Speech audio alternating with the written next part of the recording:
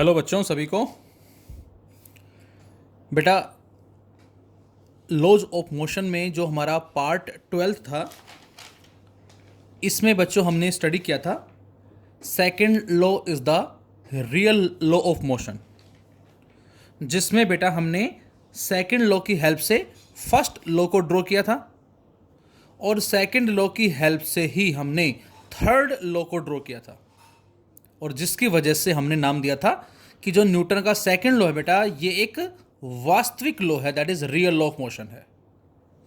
और अब बच्चों हमारे पास आता है part number 13 laws of motion, जिसमें हम बड़ा ही इंपॉर्टेंट कॉन्सेप्ट पढ़ने जा रहे हैं बेटा, that is law of conservation of linear momentum. ये डेरिवेशन भी हमारा एग्जाम में आता है, साथ साथ न्यूमेरिकल्स भी इस पे एग्जाम में हमें मिलते हैं। फिजिक्स में बच्चों कुछ ऐसे कॉन्सेप्ट्स होते हैं जिनको अप्लाई करके हम तुरंत विद इन सेकेंड्स न्यूमेरिकल को सोल्व कर सकते हैं, जिसमें से ये भी हमारा एक कॉन्सेप्ट है। This is also one of the main concept. इस कॉन्सेप्ट को अप्लाई करके हम बड़े मुश्किल से मुश्किल न्यूमेरिकल से भी बाहर आ सकते हैं, सोल्व करके उसको।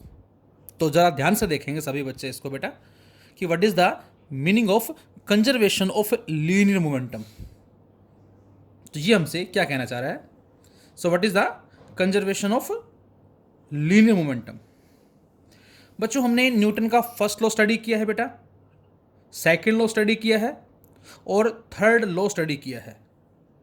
लेकिन यहां जो कॉन्सेप्ट हम स्टडी करेंगे वो सेकंड लॉ और थर्ड लॉ के बिहाफ पे ही है, जो से जैसा कि मैंने लिखा भी है, Newton's second and third law of motion leads to one of the most fundamental and important principle of physics. क्या बताया बेटा? न्यूटन का सेकंड और थर्ड लॉ जो है वो लीड करता है किसको? One of the most fundamental and important principle of physics, और जिसको हमने यहां नाम दिया बच्चों law of conservation of linear momentum. आपको शायद याद होगा यूनिट फर्स्ट में भी इसका स्लाइटली जिक्र आया था, और मैंने कहा था कि बेटा इसको हम अच्छे से स्टडी करेंगे यूनिट थर्ड के अंदर। जैसे law of conservation of mass होता है, law of conservation of energy है, law of conservation of charge है, तो उसी तरह से यहां हम स्टडी कर रहे हैं law of conservation of linear momentum. Momentum का कंजर होना किस बात पे डिपेंड करता है? तो आंसर है, according to this law the total linear momentum of an isolated system, point to be noted here. हमने बेटा एक वर्ड यूज किया है, दैट इज आइसोलेटेड सिस्टम, और ये हम पहले अच्छे से स्टडी कर चुके हैं यमन। आइसोलेटेड सिस्टम बच्चों वो सिस्टम होता है जिसपे कोई भी एक्सटर्नल फोर्स काम नहीं करता। इंटरनल फोर्स आपस में एक पार्टिकल दूसरे पार्टिकल पे एग्जर्ट कर रहा है, लेकिन बाहर से कोई एक्सटर्नल फोर्स ना हो, उसको हमने बच्चों आइसोलेटेड सिस्टम का नाम दिया है। So according to this law the total linear momentum of an isolated system remains constant. किसी आइसोलेटेड सिस्टम का जो टोटल लीनियर मोमेंटम होता है बच्चों वो कांस्टेंट। इसी बात को आप ऐसे ना बोल के और इस तरह से भी बोल सकते हैं, क्या? If no external force acting on a system, यदि किसी सिस्टम पे बच्चों कोई भी एक्सटर्नल फोर्स काम नहीं करेगा, then the total linear momentum of the system of n particles is conserved. उसमें बहुत सारे पार्टिकल्स हो सकते हैं, 1 2 3 4 5 and so on, that is n particles या कलेक्शन ऑफ पार्टिकल्स, या we can say several particles जो आपस में इंटरेक्ट कर रहे हैं। वो क्या रहेगा बेटा? कांस्टेंट रहेगा। कब रहेगा? जब कोई एक्सटर्नल फोर्स सिस्टम पे नहीं लग रहा हो। जैसे हमने स्टडी किया है बच्चों न्यूटन के सेकंड लॉ के अंदर। क्या स्टडी किया है कृष्णा? हमने स्टडी किया है बेटा कि जो फोर्स है F will be equal to dp by dt, rate of change of linear momentum is directly proportional to net external या अप्लाइड फोर्स। ये हमारे पास जो हो गया एक्सटर्नल फोर्स। अप्लाइड इंटरनल हम नहीं लेते हैं, उसके बारे में भी हम आगे बात करेंगे, क्योंकि इंटरनल जो हमारा कंट्रीब्यूशन है वो इंडिपेंडेंट है इस कॉन्सेप्ट के हिसाब से। तो यहां से बेटा F E X T will be equal to dp/dt। अब बच्चों यदि नेट एक्सटर्नल फोर्स जो लग रहा है वो ज़ीरो हो जाए, या ये माने कि उस पर कोई एक्सटर्नल फोर्स काम नहीं कर रहा, तो उस सिचुएशन में बच्चों जब इसको हम ज़ीरो पुट करते हैं बेटा, तो dp/dt हमें जो रिजल्ट मिलता है वो क्या मिलता है, दैट इज ज़ीरो। तो यहाँ से बेटा यदि जो एक्सटर्नल फोर्स लग रहा है सिस्टम पे वो ज़ीरो हो जाए बच्चों, सो we can say dp/dt equal to zero. और वी कैन से इस dt को बच्चों इधर ले आए, then dp equal to zero. अब dp equal to zero, what is the meaning of this dp, that is known as change in linear momentum is zero. अब बच्चों हम पढ़ चुके हैं बेटा कि जो चेंज होता है वो होता है pf minus p, that is final momentum minus initial momentum, वो ज़ीरो है।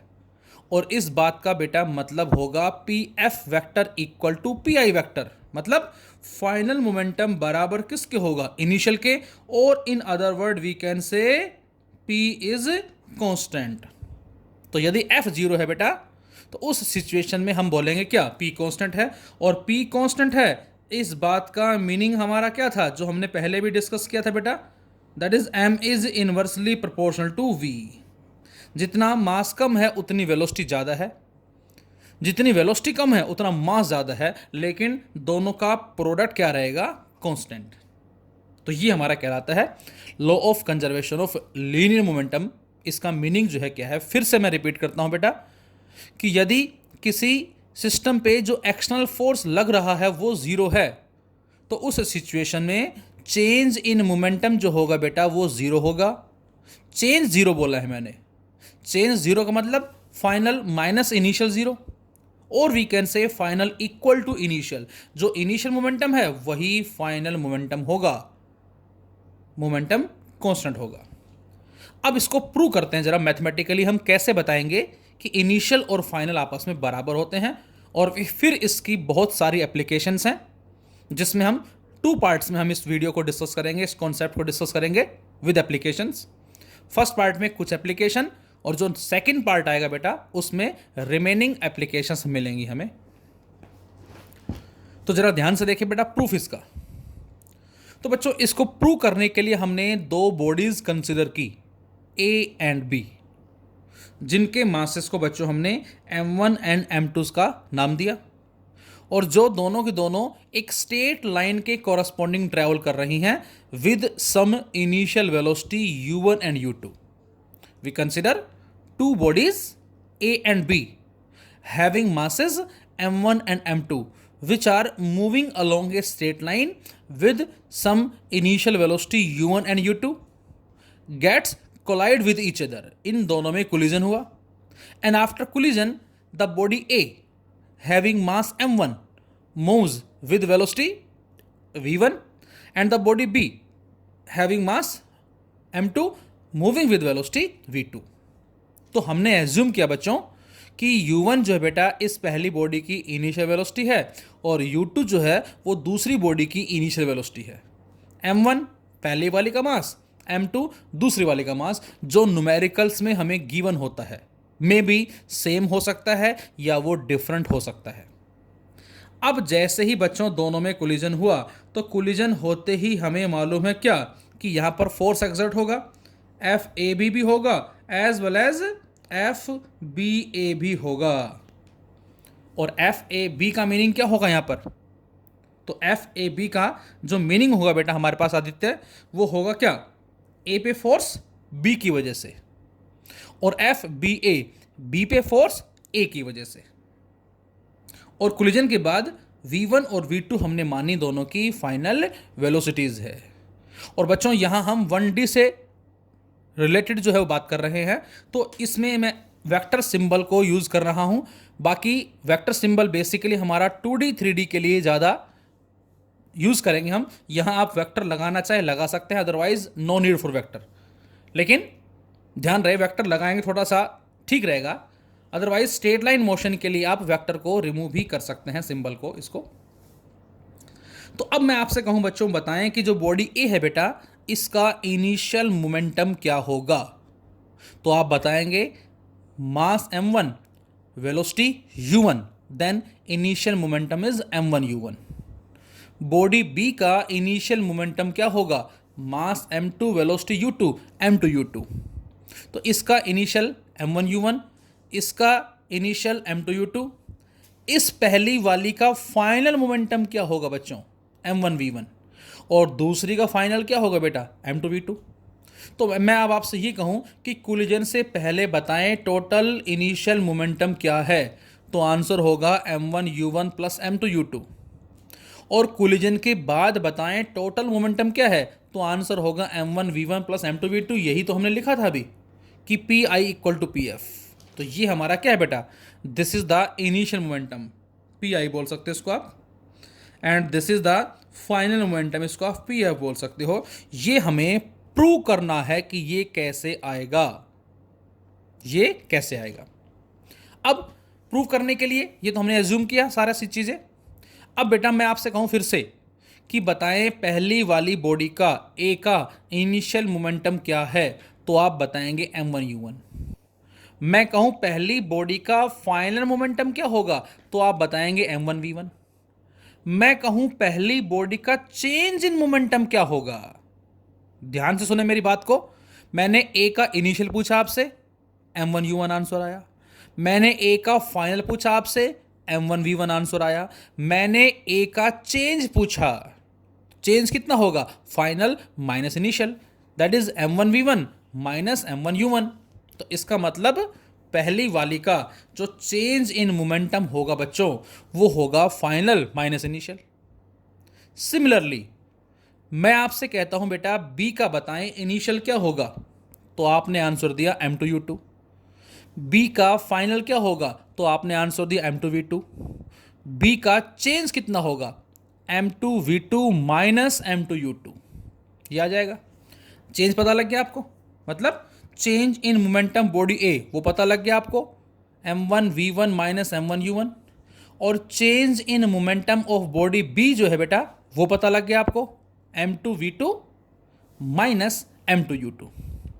अब सेकंड और थर्ड लॉ का कॉन्सेप्ट देखें जरा। एफ ए बी, जैसा कि मैंने बताया, force on A by B, and बच्चों F B A, force on B by A. अब बेटा सेकंड लॉ हमसे क्या कहता है, वो कहता है एफ बराबर d P by D T, then D P equal to F D t. बोलो, मतलब चेंज इन मोमेंटम जो है बच्चों वो एफ इंटू डी टी के बराबर होता है। और थर्ड लो क्या कहता है बच्चा हमसे, थर्ड लो कहता है बेटा for every action there is equal and opposite reaction, मतलब F A B equal to minus में एफ बी ए। तो ये हमें मिला F A B will be equal to minus F B A. अब यदि मैं आपसे कहूं कि बेटा इक्वेशन फर्स्ट को क्या करें, डी टी से मल्टीप्लाई कर दें दोनों तरफ, उससे क्या बेनिफिट होगा देखें जरा। So multiplying both sides by D T, इधर भी और इधर भी, तो बेटा ये आ जाएगा f A b into d t equal to minus sign into f B a into d t. अब जरा ध्यान से देखकर बताएं ये क्या बन गया, ये बन गया f A b into d t, that is पहली वाली का change in momentum equal to minus sign into में F B a into d t, ये बन गया बेटा f into d t, that is change in momentum second का। Put कर दिया, इसको डी पी ए लिखा, इसको डी पी बी लिखा, माइनस साइन चल ही रहा है। और ये हमने पहले से फाइंड आउट कर रखे हैं, चेंज इन मोमेंटम ऑफ ए, और वो कितना है, ये रहा m1 v1 minus m1 u1। इसको रख दिया बेटा हमने यहाँ पर equal to minus sign into D P B, और D P B change in momentum of second जो कि m2 v2 minus m2 u2 है, इसको भी हमने पुट कर दिया यहाँ। और जैसे ही बच्चों इस माइनस साइन को ब्रैकेट के अंदर ट्रांसफर करें तो ये मिलता है बेटा हमें m1 v1 minus m1 u1 equal to minus sign m2 v2 and this minus plus m2 u2। और अब बेटा ध्यान से देखें, हम इस माइनस m1 u1 को उधर ले गए और वहाँ से माइनस m2 v2 को लेफ्ट में ले आए, तो जब ये माइनस का लेफ्ट में आएगा बच्चों तो ये हो जाएगा प्लस।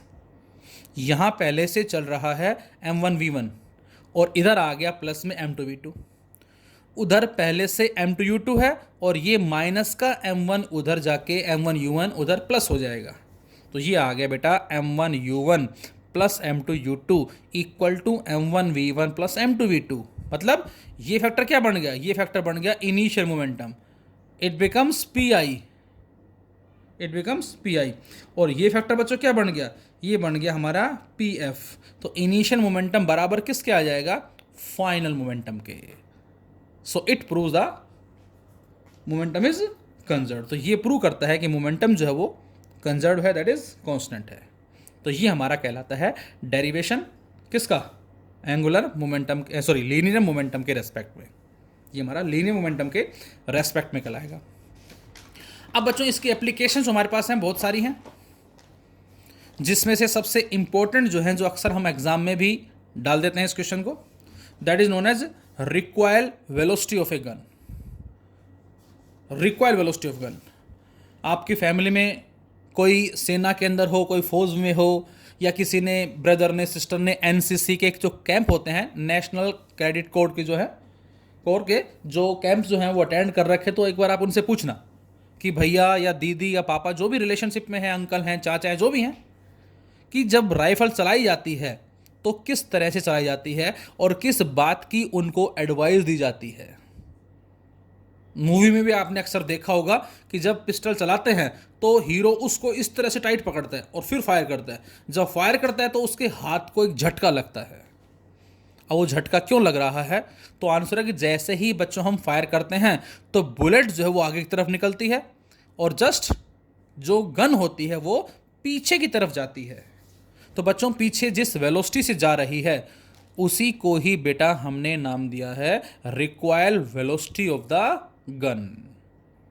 जब सेना के अंदर या ये कहें फौज के अंदर कह सकते हैं कि जब राइफल की ट्रेनिंग दी जाती है उन कोच के द्वारा, तो जो कोचेज होते हैं वहाँ वो अपने बताते हैं उन बच्चों को या उन ट्रेनर्स को कि आप राइफल को अपने कंधे पे रखें और फिर स्ट्राइक करें।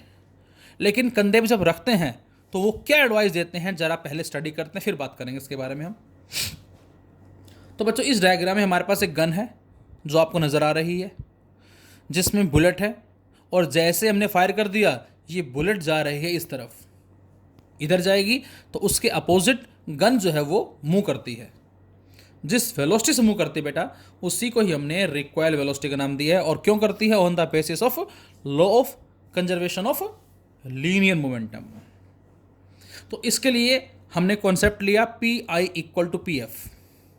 PI सिस्टम का इनिशियल मोमेंटम, PF सिस्टम का फाइनल मोमेंटम। और उसके लिए बच्चों हमने small m and capital M मान लें या M1 M2 मान लो, जैसा आपको इजी लगे आप ले सकते हैं। Small m and capital M be the masses of bullet and gun. Bullet के मास को हमने स्मॉल m माना बेटा और गन के मास को कैपिटल M माना। U1 U2 हमने क्या मान ली, उन दोनों की इनिशियल वेलोसिटीज मान ली है, किसकी, बुलेट की और गन की। और बच्चों V1 V2 बोल दें या स्मॉल v और कैपिटल V बोल दें, जैसा भी आपको इजी लगे, मैं फिर बोल रहा हूं। ये हमने मानी मिताली final velocities of bullet and gun. तो यहां से बेटा M1 M2 मासेस मान लिए, U1 U2 इनकी इनिशियल स्पीड मान ली फायर करने से पहले। यहां जो वर्ड मैं यूज कर रहा हूं इनिशियल, इसका मतलब है बिफोर फायरिंग। और V1 V2 जिसको मैं V और कैपिटल V लिख रहा हूं, ये फाइनल वेलोसिटी का मतलब फायर करने के बाद। अब आप कहेंगे कि सर फायर करने से पहले तो दोनों रेस्ट में है। बिल्कुल रेस्ट में है, बिल्कुल ठीक बात है। अब यदि फायर करने से पहले बच्चों ये भी जीरो है और ये भी जीरो है, so we can say the initial momentum is zero. तो बेटा अंजलि यहां से इनिशियल मोमेंटम क्या हो जाएगा बेटा, जीरो हो जाएगा। अब यदि इनिशियल मोमेंटम जीरो हो गया तो इसका मीनिंग क्या होगा, इसका मीनिंग होगा initial momentum equal to final. Final कितना होगा, M1 V1 vector plus M2 V2 vector. अब M1 को हमने स्मॉल m मान लिया बेटा, V1 को हमने स्मॉल v मान लिया, प्लस M2 को बच्चों हमने कैपिटल M मान लिया, V2 को हमने कैपिटल V मान लिया। तो यहां से M small v vector plus capital M V capital vector का सम जो है वो जीरो होगा और किसी एक को लेफ्ट में ले आए बेटा। तो आंसर है m into small v equal to minus में capital M into capital V। तो यहां से जो कैपिटल V है बेटा, इसकी वैल्यू जो है बच्चों क्या आएगी, and this capital V is known as recoil velocity of the gun. Recoil word क्यों यूज किया? As the bullet moves in forward direction, then the gun moves in backward direction. तो ये हमारा कॉन्सेप्ट कहलाता है किसका? That is law of conservation of linear momentum के behalf पे, जिसको नाम दिया गया है recoil velocity of a gun. तो वो कितनी आ गई? m small v upon capital M। अब स्मॉल m क्या है बेटा? बुलेट का मास। स्मॉल v क्या है? बुलेट की वेलोसिटी। कैपिटल M क्या है बच्चों? गन का मास। कैपिटल V क्या है? गन की वेलोसिटी। तो गन की जो वेलोसिटी होगी ये उसका एक्सप्रेशन आ गया। और यहां पर बच्चों नेगेटिव साइन का मीनिंग क्या होगा? तो आंसर है कि बुलेट और गन जो है वो दोनों एक दूसरे के अपोजिट डायरेक्शन में ट्रेवल कर रही हैं। बुलेट इधर है और गन इधर है।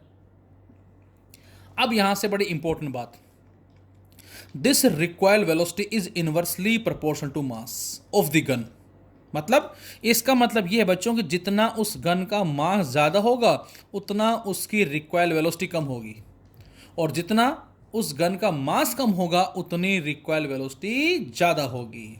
तो जो एनसीसी कैंप के अंदर या ये कहें सेना के अंदर जब हम राइफल चलाना सीखते हैं तो उस राइफल को हम अपने कंधे पे रखकर फिर फायर करते हैं, लेकिन हमें एडवाइस दी जाती है कि हम कंधे पे जब उसको रखें तो उसको बड़े टाइट तरीके से पकड़ें। बड़े टाइट तरीके से क्यों पकड़ें बेटा?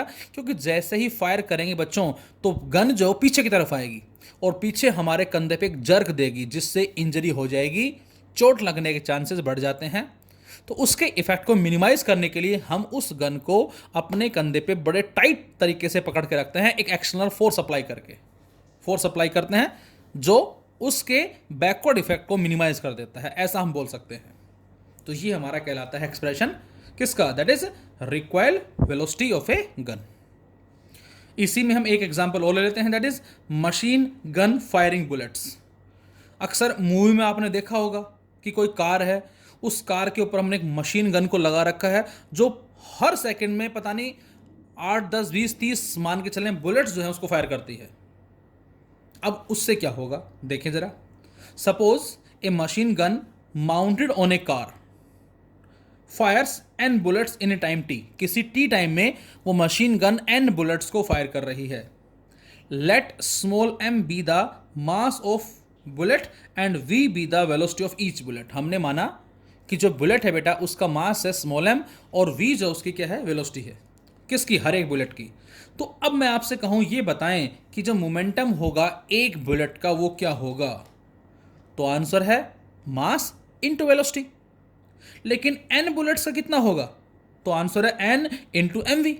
बोलो, एक का है 2 तो 20 का कितना होगा? 40। तो हमने इस n को उस मोमेंटम से मल्टीप्लाई कर दिया। अब क्या होगा? तो आंसर है this reaction, the reaction to this momentum will be in backward direction. अब जैसे बुलेट आगे जाएंगी वो गन क्या होगी? जो हमने माउंटेड की हुई है मशीन गन कार में।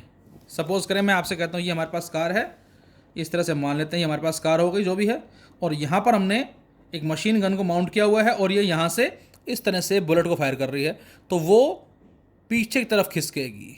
अब पीछे की तरफ खिसकेगी है कहाँ पर? ये कार के ऊपर है, तो कार पे भी एक तरह से फोर्स एक्सर्ट होगा बैकवर्ड डायरेक्शन में। अब इस कार के मोशन को फॉरवर्ड डायरेक्शन में मेंटेन करने के लिए जो हम एक्सेलरेट कर रहे हैं, जो उसमें रेस दबा रहे हैं, हमें उसको मेंटेन करना पड़ेगा। तो यहां से लिखा हमने this reaction and the reaction to this momentum will be in backward direction. This reaction will put the car in motion.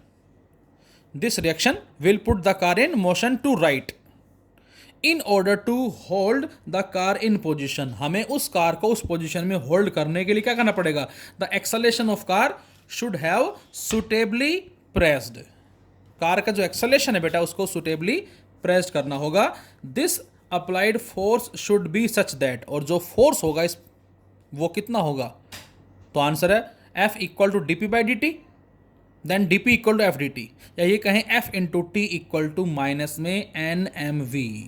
ये हमारे पास इसका आंसर आ जाएगा। तो इस पे भी हमें कुछ क्वेश्चंस मिलेंगे।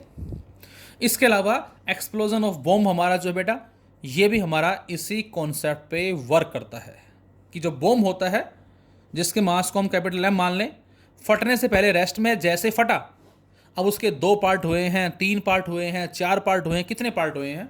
So it is also based upon the concept of law of conservation of linear momentum.